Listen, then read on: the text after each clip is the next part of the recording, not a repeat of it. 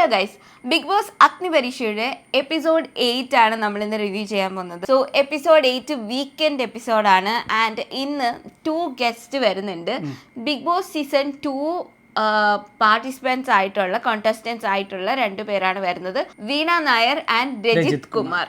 വളരെ mass entry ഒക്കെ കൊടുത്ത് അവരെ ഇൻവൈറ്റ് ചെയ്യുകയാണ്. ദെൻ ജഡ്ജസിനൊപ്പം തന്നെയാണ് അവരെ ഇരുത്തുന്നത്. ഇവരുടെ കാര്യത്തിലേക്ക് വരുമ്പോൾ എനിക്ക് ഈ പറഞ്ഞ 2 പേരെയും ആക്ച്വലി അറിയില്ല. ബിക്കോസ് ഞാൻ ബിഗ് ബോസ് അങ്ങനെ കണ്ടിട്ടില്ലാത്ത ഒരാളുണ്ട്. എനിക്കതിൽ വീണ നായർ സീരിയലിൽ ഉണ്ടായിരുന്നു എന്ന് നീ പറഞ്ഞു. പക്ഷേ മേ ബി ഞാൻ കണ്ടിട്ടുണ്ടാവുമായിരിക്കും, ആക്ട്രസ് ആയതുകൊണ്ട്.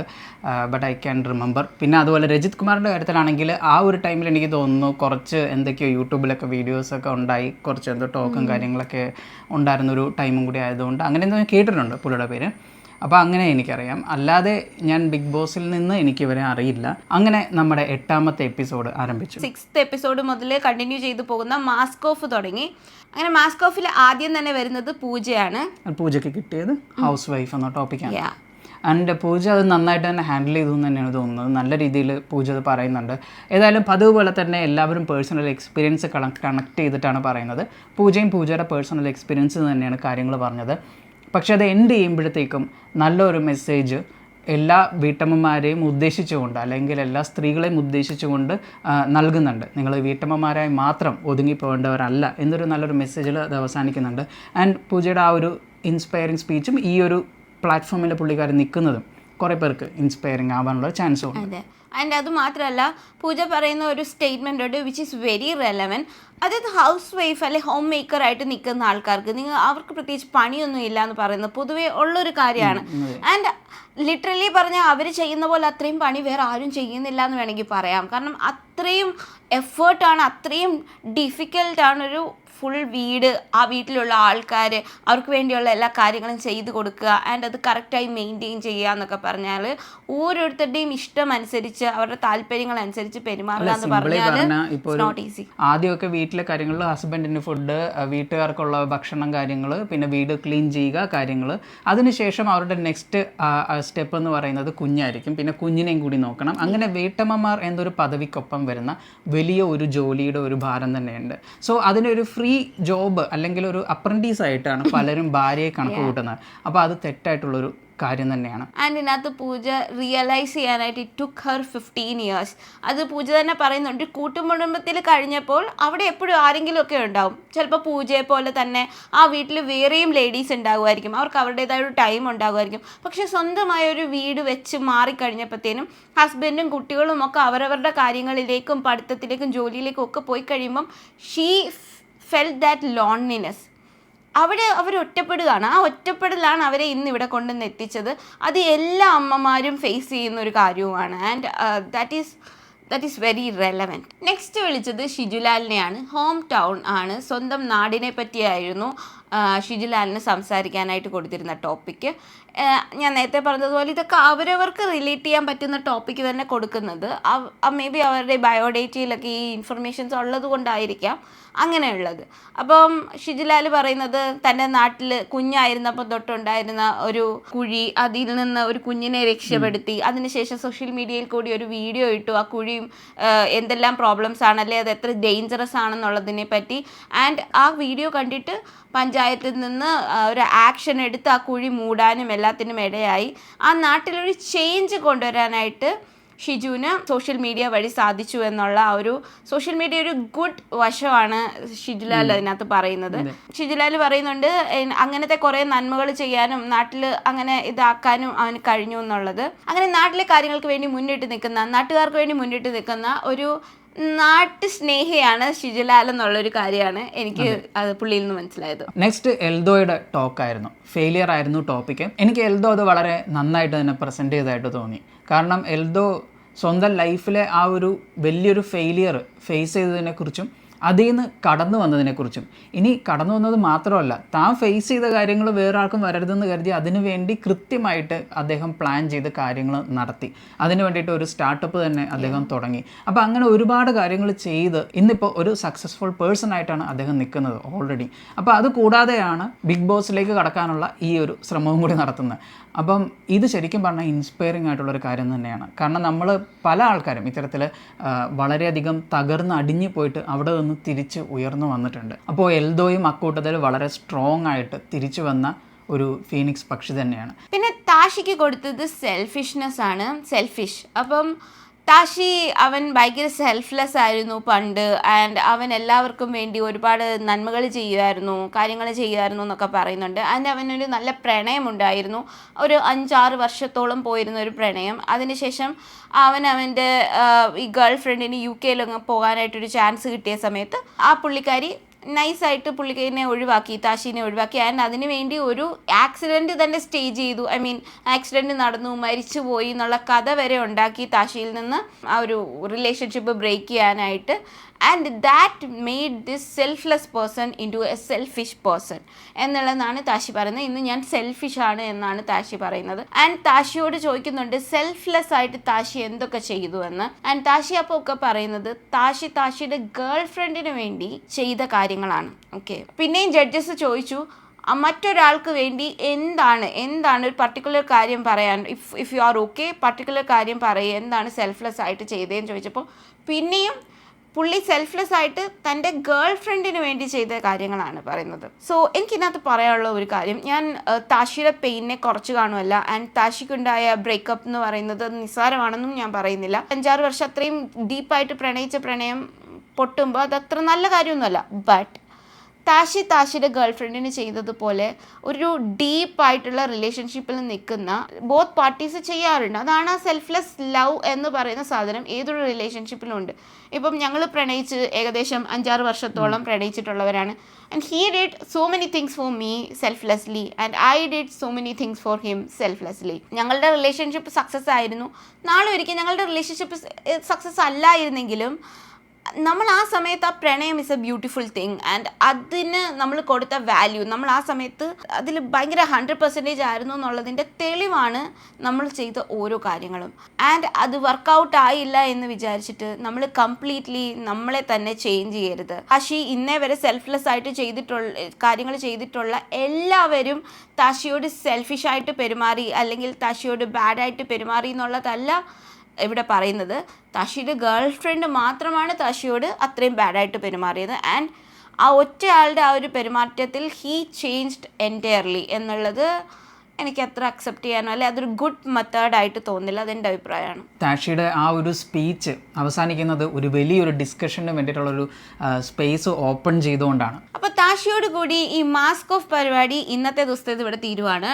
ആൻഡ് ദെൻ ടാസ്ക് ആണ്. ടാസ്ക് ഇപ്രാവശ്യം കൂട്ടുകക്ഷി എന്ന് പറഞ്ഞൊരു സംഭവമായിരുന്നു. അതായത് ഒരു ബോക്സ് ഇങ്ങനെ വെച്ചിട്ടുണ്ട്, ഡിസ്പ്ലേയിലൊരു നമ്പർ കാണിക്കും. 3 നമ്പർ കാണിക്കുന്നതെന്നുണ്ടെങ്കിൽ ആ ബോക്സിൽ 3 പേരെ ഉണ്ടാവാൻ പാടുള്ളൂ. സോ നിങ്ങൾ ആൾക്കാരെ കൂട്ടണം. ഇപ്പം ആൾക്കാർ ഒരുപാടുണ്ടാവാനും പാടില്ല, കുറവുണ്ടാവാനും പാടില്ല, കറക്റ്റ് ആ നമ്പർ ആയിരിക്കണം.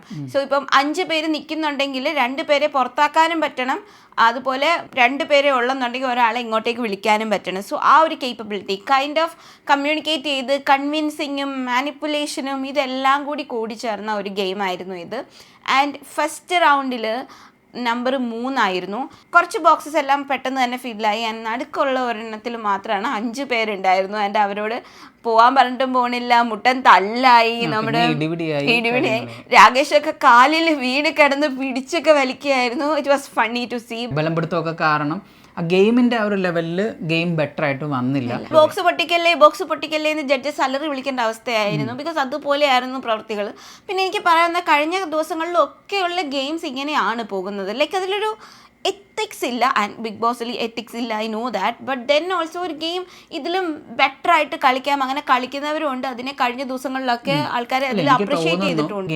ഗെയിംസിന്റെ റൂൾസ് നിങ്ങൾക്ക് ഫോളോ ചെയ്യണം, എന്നിട്ട് ഗെയിം ജയിക്കണം. സ്ട്രാറ്റജി ഉപയോഗിക്കാം, പക്ഷേ ഈ സ്ട്രാറ്റജി എന്ന് പറയുന്നത് നിങ്ങൾ ഈ പറഞ്ഞ ഫസ്റ്റത്തെ 2 കാര്യങ്ങൾ റൂൾസ് ഫോളോ ചെയ്യുക, നിങ്ങൾ ജയിക്കുക. ഇതിനെ രണ്ടിനെയും പൊട്ടിക്കാതെ എന്ത് നിങ്ങൾക്ക് അവിടെ ചെയ്യാം എന്നുള്ളൊരു ഫ്രീഡമാണ് ഈ ഗെയിംസിലൊക്കെ കിട്ടുന്നത്. കഴിഞ്ഞ എപ്പിസോഡ് തൊട്ട് തന്നെ ഞാൻ തോന്നുന്നു കുറേ കൂടി ബിഗ് ബോസിലേക്ക് സെലക്ട് ചെയ്യപ്പെടാൻ തരത്തിലുള്ള ഗെയിംസ് ആണ് കൊടുക്കുന്നതെന്ന് തോന്നുന്നു. കാരണം ഇപ്രാവശ്യം ഈ ഗെയിമിൽ തന്നെ ഫ്രണ്ട്സിനെ ക്രിയേറ്റ് ചെയ്യണം, ഇനി അതല്ലെങ്കിൽ കൺവിൻസ് ചെയ്യണം, അങ്ങനെയൊക്കെയുള്ള ഒരു ലെവലിലേക്ക് മാനിപ്പുലേറ്റ് ചെയ്യണം. ഈ ഒരു ലെവലിലേക്ക് മാറണം എന്നൊരാവശ്യം ഇതിൻ്റെ അകത്തുണ്ട്. ബിഗ് ബോസിൽ ചെന്ന് കഴിയുമ്പോൾ ഇത് സിംപ്ലി ഗെയിം മാത്രമല്ല, ചിലരെ കൂട്ടത്തിൽ ചേർക്കണം, അതേസമയം തന്നെ ആ കൂട്ടത്തിൽ ചേർത്തവരെ ചില സമയത്ത് തള്ളിക്കളയണം, ഇങ്ങനത്തെ എല്ലാ ക്വാളിറ്റീസും ഉണ്ടായിട്ടുണ്ടാവണം. 4 തവണയാണ് ഈ ഗെയിം കളിച്ചത്.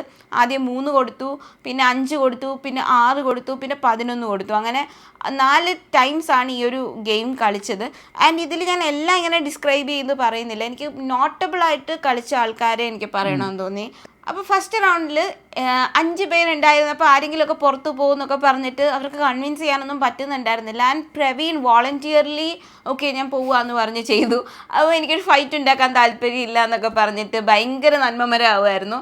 ആൻഡ് അപ്പം രഞ്ജിനിയൊക്കെ പറയുന്നുണ്ട് ഇതിലങ്ങനെ നന്മമരമാവുമൊന്നും അല്ല വേണ്ടത്, ചോദിക്കും കൺവിൻസ് ചെയ്യാൻ പറ്റുമോ എന്ന് ചോദിക്കും, ആരോടെങ്കിലും പുറത്തിറങ്ങാമെന്ന്. അപ്പോൾ എൽദോയെ കൺവിൻസ് ചെയ്തു പ്രവീൺ. എൽദോയ്ക്ക് ഇൻഫിനിറ്റി പെൻഡൻ്റ് ഉള്ളത് കാരണം കൊണ്ട് ഞാനെന്ന് ഇറങ്ങാമെന്ന് പറഞ്ഞിട്ട് എൽദോ ഇറങ്ങി.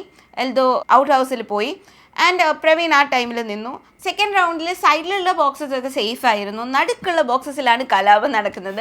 അതിലെനിക്ക് സിബിനെയും അതേപോലെ പൂജയും വളരെ നന്നായിട്ട് ചെയ്തതായിട്ട് തോന്നി. അവർ 3 പേരേ ഉണ്ടായിരുന്നുള്ളൂ. ഇപ്പുറത്തുള്ള ടീമിനെ എങ്ങനെ കൺവിൻസ് ചെയ്യുമെന്നുള്ളത് കാരണം കൊണ്ട് സിബിനെ പറഞ്ഞു ഇങ്ങോട്ട് വാ അല്ലെങ്കിൽ ഞങ്ങൾ അങ്ങോട്ട് വരാം എന്ന് പറഞ്ഞു. അങ്ങനെ അവർ ഓൾറെഡി 5 ഗ്രൂപ്പ് ആയപ്പോഴത്തേനും ഇതിൽ ഏറ്റവും കൂടുതൽ എനിക്ക് തോന്നുന്നു ഇന്റലിജന്റ് ആയിട്ട് ആദ്യം കളിച്ച് നന്നായിട്ട് വന്നു. പക്ഷെ ആ ഒരു ബിഗ് ബോസിന്റെ അൺഫെയർനെസ്സും കൂടി ആ ഗെയിമിൽ ഉണ്ടായിരുന്നു. അതിൽ പൂജ എന്ത് ചെയ്തു, ആ 5 പേരുള്ള ടീമിൻ്റെ അകത്തേക്ക് പോയി. എന്നിട്ട് ഞാൻ 6 ആയപ്പോഴത്തേനും അവരെല്ലാവരും കൂടെ കോൺഫ്ലിക്റ്റ് ആയി. ആ സമയത്ത് സിബിനെയും ബാക്കിയുള്ള 3 പേരും കൂടി ഇങ്ങോട്ടേക്ക് ചാടി. അങ്ങനെ അവരൊരു ടീമായി.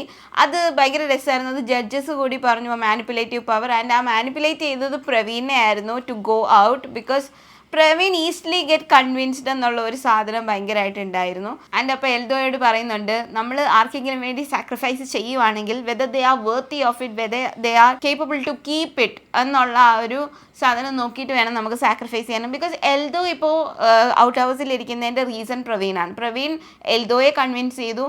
And Sibina easily manipulated Praveen. And Praveen at the end out ഹൗസിലെത്തി. അങ്ങനെയായിരുന്നു സെക്കൻഡ് റൗണ്ട്. പക്ഷേ ഇറ്റ് വാസ് ബ്യൂട്ടിഫുൾ. ദെൻ 6 പേരുടെ ഗ്രൂപ്പ് ആവാനുള്ളതായിരുന്നു. അതിലും സിബിനെയാണ് നന്നായിട്ട് കളിച്ചത്. ആൻഡ് അതും നല്ല രസമുണ്ടായിരുന്നു. നെക്സ്റ്റ് 11 ആയിരുന്നു നമ്പർ. അപ്പോൾ എല്ലാവരും കൂടി പോയി എന്നിട്ട് ഒരാൾ ഔട്ടാവും, അത്രേ ഉണ്ടായിരുന്നുള്ളൂ. അപ്പോൾ 11 കിട്ടിയപ്പോൾ അത് ഭയങ്കര രസമായിരുന്നു. അങ്ങോട്ട് ഓടുന്നു ഇങ്ങോട്ട് ഓടുന്നു. ആകെ ആ ബോക്സിൽ നിന്ന് പുറത്തേക്ക് ചാടിയത് ലൊലിറ്റ അപ്പോഴാണ്. എന്നിട്ട് ഒരു ഫ്രണ്ടിലത്തെ ബോക്സിലേക്ക് വന്നു. അതെ, ലൊലിറ്റ ഭയങ്കര സേഫ് ഗെയിമാണ് കളിക്കുന്നത്. But she has that luck factor with her. എന്നിട്ട് ലൊലിറ്റ അറ്റത്തുള്ള ആ ബോക്സിലേക്ക് പോയി കുറച്ച് പേര്, ഒരു 5-6 പേര്. എന്നിട്ട് അപ്പോൾ 2 ആൾക്കാരില്ലല്ലോ. സോ അവരെല്ലാവരും ഔട്ട് ഹൗസിൽ പോകും. 2 തികഞ്ഞില്ല ടൈമറിനുള്ളിൽ എന്നുണ്ടെങ്കിൽ.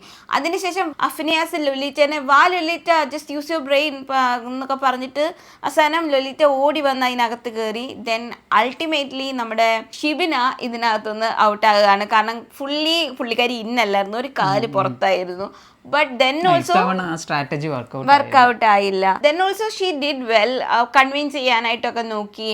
And there were no maturity ആ പുള്ളിക്കാരി ഔട്ട് ഹൗസിൽ പോകണം എന്നുള്ളത്. കാരണം എല്ലാവരും എഗ്രി ചെയ്യുന്നുണ്ട് Sibina is a very good player എന്നുള്ളത്.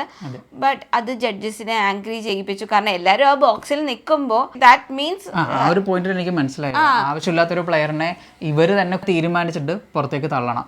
അപ്പൊ ആ ഒരു പ്രഷർ അതിൻ്റെ അകത്തുണ്ട് ഉണ്ട്. പക്ഷെ അവർക്കത് ചെയ്യാനും പറ്റുന്നില്ല. Because ultimately they know that Shibina നല്ല ഗുഡ് പ്ലെയർ ആണെന്നുള്ളത്. എന്നാൽ ആർക്കും വിട്ടു കൊടുക്കാനും വയ്യ. ആൻഡ് ഷിബിന കോട്ട് ചെയ്തു സോനയുടെ പേര്. എനിക്കും തോന്നിയിട്ടുണ്ട് സോന ഒള്ളി വേർഡ്സ് മാത്രമേ ഉള്ളൂ, അല്ലാതെ പ്രത്യേകിച്ചൊന്നും ഉണ്ടെന്ന് എനിക്ക് ഇന്നേ വരെ തോന്നിയിട്ടില്ല സോനയെ പറ്റി. So Shibina was right about that. But anyway unanimously ആർക്കും എഗെയിൻസ്റ്റ് ഒന്നും പറയാഞ്ഞതുകൊണ്ട് ഷിബിന ഔട്ട് ഹൗസിലേക്ക് പോയി. അങ്ങനെ നമ്മുടെ എൽദോയ്ക്കും ഷാമോനും ആയിരുന്നു പെൻഡന്റ് ഉണ്ടായിരുന്നത്. അവർ അതുകൊണ്ട് തന്നെ ഔട്ട് ഹൗസിൽ നിന്ന് സേഫിലേക്ക് പോയി. അവർക്ക് ഇമ്മ്യൂണിറ്റി ഉണ്ടായിരുന്നു. അത് കാരണം കൊണ്ട് ഇനിയും ടാലി ആക്കണം. ലൈക്ക് 10 മെമ്പേഴ്സ് സേഫായിട്ടും 10 മെമ്പേഴ്സ് ഔട്ട് ഹൗസിലും വേണം എന്നുണ്ടെങ്കിൽ 3 പേരെ വേണം എന്ന് പറഞ്ഞിട്ട് ഗസ്റ്റ് ജഡ്ജസ് സെലക്ട് ചെയ്തത് അളകനന്ദ, ഷിൻജിത്ത് ആൻഡ് രജനേനെയാണ്. സോ അവരും കൂടി ഈ ഔട്ട് ഹൗസിലേക്ക് വന്നു. ഔട്ട് ഹൗസിൽ നിന്ന് ഡയറക്റ്റ് എലിമിനേഷനിലേക്ക് ഒന്നും പോയില്ല. നെക്സ്റ്റ് അവർ കാൻഡിഡേറ്റ്സിനെ കണ്ടുപിടിക്കുന്നതിനായിട്ട് ഒരു ടാസ്ക് ആണ് നടത്തിയത്. ഫേസ് ഓഫ് എന്ന് പറയുന്ന ഒരു ടാസ്ക്. അതിന് വേണ്ടിയിട്ട് രാകേഷിനെ, ഇൻഫിനിറ്റി പെൻഡന്റ് ഓൾറെഡി ഉണ്ടായിരുന്ന ആളാണല്ലോ രാകേഷ്. അപ്പോൾ രാകേഷിനെ വിളിച്ചു വരുത്തി. രാകേഷിനുണ്ടായിരുന്ന പവർ എന്ന് പറയുന്നത് ആരൊക്കെ തമ്മിൽ ഫേസ് ഓഫ് ചെയ്യണം എന്ന് തീരുമാനിക്കാൻ പറ്റുന്നതാണ്. അപ്പോൾ ആദ്യം രാകേഷും പിന്നെ ആരുമായിട്ടാണെന്നുള്ളതൊക്കെ രാകേഷ് ചൂസ് ചെയ്തു. അതിനുശേഷം ആരൊക്കെ തമ്മിൽ ഫേസ് ഓഫ് ചെയ്യണം എന്നുള്ളതെല്ലാം ചൂസ് ചെയ്തു. അങ്ങനെ ആ ടാസ്ക് ആരംഭിച്ചു. ടാസ്ക് തുടങ്ങി കുറച്ച് കഴിഞ്ഞപ്പോഴാണ് എനിക്ക് മനസ്സിലായത് ഇത് കൈൻഡ് ഓഫ് ആർഗ്യൂയിങ് പരിപാടിയാണ്. പരസ്പരം ആർഗ്യൂ ചെയ്യുക, അതിൽ നിന്ന് ജഡ്ജസിന് ആരെ വെക്കണം വേണ്ട എന്ന് തീരുമാനിക്കാൻ പറ്റും. ഒരു തരത്തിൽ പറഞ്ഞാൽ അത് മേ ബി ശരിയായിരിക്കും, മേ ബി ബിഗ് ബോസിൻ്റെ ഒരു സ്റ്റൈലിൽ അതെനിക്കറിയില്ല. അപ്പോൾ നീ പറഞ്ഞതിനെക്കുറിച്ച്. അതെ, ബിഗ് ബോസിന് വേണ്ട ഒരു സാധനം സത്യം പറഞ്ഞാൽ ആർഗ്യൂയിങ് ആണ്. നമ്മുടെ പോയിന്റ്, നമ്മളുടെ നിലപാടെന്നുള്ള ഈ സാധനം ഭയങ്കരമായി ലൗഡായിട്ട് വിളിച്ച് പറയുന്ന ഒരു സാധനം ഉണ്ടെങ്കിലേ നമുക്ക് ബിഗ് ബോസിൽ നിൽക്കാൻ പറ്റത്തുള്ളൂ. എന്നാലേ നമുക്ക് ആ ഒരു ലൈം ലൈറ്റിൽ റെലവൻ്റ് ആയിട്ട് നിൽക്കാൻ പറ്റത്തുള്ളൂ. സോ ഇന്ന് അതും കൂടി ടെസ്റ്റ് ചെയ്യുന്ന ഒരു ടാസ്ക് തന്നെയായിരുന്നു ഫേസ് ഓഫ്. സേവ്ഡ് ആയിട്ടുള്ള ആൾക്കാരും ഔട്ട് ഹൗസിലുള്ള ആൾക്കാരും തമ്മിൽ മുഖാമുഖം ഇരുന്നിട്ട് അവരവരെ എന്തുകൊണ്ട് കേപ്പബിൾ ആണ് അല്ലെങ്കിൽ ബിഗ് ബോസിലേക്ക് പോകാനായിട്ട് എലിജിബിൾ ആണെന്നുള്ള സാധനം പറയുക. ചിലതൊക്കെ നല്ല ഫണ്ണി ആയിരുന്നു. തുടങ്ങുമ്പോൾ ഭയങ്കര കാമായിട്ട് ഭയങ്കര സിവിലായിട്ട് ഇരിക്കും രണ്ടുപേരും. എന്നിട്ട് നിങ്ങൾ തുടങ്ങിക്കോളൂ എന്നൊക്കെ പറയും. എന്നിട്ട് അവർ തുടങ്ങും. പിന്നെ അങ്ങോട്ടേക്ക് പല എന്താന്ന് പറയുന്നത് അങ്ങനെയായിരുന്നു. ആദ്യം തന്നെ രാകേഷും പ്രവീണും. അപ്പോൾ അതിൽ രാകേഷ് നല്ല നാച്ചുറലായിട്ട് കൂളായിട്ട് പറഞ്ഞു തുടങ്ങി. ആൻഡ് പ്രവീണിൻ്റെ പ്രശ്നങ്ങൾ ഓരോന്നായിട്ട് പറഞ്ഞു. അങ്ങനെ പോയി പ്രവീണും എന്നെ റിപ്ലൈ കൊടുത്തു. പക്ഷെ ഇവഞ്ച്വലി ഇത് കൈൻഡ് ഓഫ് ആർഗ്യൂയിലേക്ക് മാറാൻ തുടങ്ങി. എല്ലാം അങ്ങനെ തന്നെയായിരുന്നു. സിവിൽ ആവണ്ടെന്നല്ല, പക്ഷെ ഇത് കേൾക്കാൻ പോലും പറ്റാത്തൊരു ഫീലിംഗ് ആണ്. കുറച്ച് അനോയിഡ് ആയിട്ടാണ് എനിക്ക് ഫീൽ ചെയ്തത്. ബട്ട് ജഡ്ജസിന് കിട്ടിക്കാണുമെന്ന് ഞാൻ വിശ്വസിക്കുന്നു. എനിക്കത് ഏറ്റവും കൂടുതൽ ശരിക്കും എവിഡൻ്റ് ആയിട്ട് തോന്നിയത് ഷിബിനെയും അതുപോലെ തന്നെ സോനയും കൂടിയുള്ള സംസാരത്തിലാണ്. അതിൽ സോന സംസാരിച്ചു തുടങ്ങിയപ്പോൾ എനിക്ക് ശരിക്കും പറഞ്ഞു കഴിഞ്ഞാൽ ഫീൽ ചെയ്തിട്ടുള്ളത് സോന ആ ഒരു ഒച്ച എടുത്ത് സംസാരിക്കുക എന്നുള്ളത് മാത്രമേ ചെയ്യുന്നുള്ളൂ. ബാക്കിയുള്ള കാര്യങ്ങളിലേക്ക് വരുമ്പോൾ ഷിബിനെയാണ് കുറച്ചുകൂടി ഇൻ്റലിജൻ്റ് ആയിട്ട് കാര്യങ്ങളെ മാനേജ് ചെയ്യുന്നതെന്നാണ്. സൗണ്ട്. അതെ, അപ്പോൾ അത് തന്നെയാണ് ഇവിടെ ഇപ്പോൾ അവർ തമ്മിൽ ആർഗ്യൂ ചെയ്യേണ്ട ഓപ്പർച്യൂണിറ്റി കിട്ടിയപ്പോൾ Sona was so loud and it was annoying. അത് സിങ്ക്രണൈസ് ചെയ്യുന്ന രീതിയിൽ ഷിബിനെ സംസാരിക്കാൻ തുടങ്ങിയപ്പോൾ പിന്നെ അത് ആ ഒരു രീതിയിൽ ഒച്ചപ്പാടും ബഹളമൊക്കെ ആയിട്ട് തന്നെ പോയി. അതുപോലെ തന്നെ അഫിനാസും അമൃതയും തമ്മിലുള്ള സംസാരം, അതിലാണെങ്കിലും അഫിനാസ് നല്ല രീതിയിൽ തന്നെ അമൃതേനെ ഓവർ പവർ ചെയ്യുന്നതായിട്ട് എനിക്ക് ഫീൽ ചെയ്തു. പിന്നെ നോട്ടബിൾ ആയിട്ട് തോന്നിയത് ഷിജിനും ശ്യാമും തമ്മിലുള്ള സംസാരമാണ്. അതിൽ ഷിജിൻ വളരെയധികം ദേഷ്യപ്പെടുന്ന രീതിയിലേക്ക് സംസാരം പോയി. ശ്യാമ് സംസാരം തുടങ്ങിയപ്പോൾ തന്നെ ഒരു കോമൺ ഗ്രൗണ്ടിൽ നിന്നാണ് സംസാരിച്ചു തുടങ്ങിയത്. പക്ഷെ പിന്നീട് ഗെയിമിൻ്റെ കാര്യത്തിലേക്ക് വരുമ്പോൾ എങ്ങനെയാണ്, അല്ലെങ്കിൽ ആ ഒരു ഡിസ്കഷൻ വാസ് ഗെറ്റിംഗ് റിയലി എന്താ പറയുക ഹീറ്റഡ് ആയി വരികയായിരുന്നു. ബിഗ് ബോസ് ടെമ്പർ തെറ്റി, ശരിക്കും തെറ്റിയായിരുന്നു. ഇപ്പൊ ബിഗ് ബോസിലാണെങ്കിൽ ചിലപ്പോൾ അവരെ അടിയായനെ പുറത്തു പോയേനെ, അത്രയുള്ള അടിയായി പുറത്തു പോകും. ഐ മീൻ ദേഹത്ത് കൈവച്ചാൽ പുറത്തു പോകും. അങ്ങനെയാണ് റോബിനൊക്കെ ചാൻസ് ഉണ്ടാവും. കാരണം ബാക്കി എല്ലാവരും അവിടെ നിന്ന് എഴുന്നേറ്റ് പോകുമ്പോൾ കൈ കൊടുക്കുന്നു, കെട്ടിപ്പിടിക്കുന്നു, കാര്യങ്ങളൊക്കെ ഉണ്ട്. ഇത് വഴക്കിട്ട് പിണങ്ങി പോകുന്നതല്ലായിരുന്നു. അതെ, മൈൻഡ് ചെയ്യാതെ. ആൻഡ് എനിക്ക് ഫീൽ ചെയ്തത് like Shyam wanted to give at least a shake hand. പക്ഷേ ഷിജിൻ വാസ് സോ ടെമ്പർമെന്റഡ്. കക്ഷിക്ക് അവിടെ നിന്ന് പോയാൽ മതി എന്നുള്ള ഒരു സാധനം ഉണ്ടായിരുന്നു. പ്രണവും പൂജയും തമ്മിലുള്ള സംസാരത്തിൽ പൂജ കുറച്ചുകൂടി ബെറ്റർ ആർഗ്യുമെന്റ്സ് ഒക്കെ വെച്ചതായിട്ട് തോന്നി. അപ്പോൾ അതൊക്കെയുള്ളൂ നോട്ടബിൾ ആയിട്ട് ഈ ഒരു ടാസ്കിൽ വന്നത്. എലിമിനേഷനിൽ അധികം ഡ്രാമ കാര്യങ്ങളൊന്നും ഇല്ല. കാരണം ഇന്ന് ആവശ്യത്തിനേറെ ഡ്രാമ ഉണ്ടായിരുന്നത് കൊണ്ട് judges were so tired that they don't want any drama in elimination. 4 പേരെ വിളിച്ചു, 4 പേരെ എലിമിനേറ്റ് ചെയ്തു. അങ്ങനെയായിരുന്നു.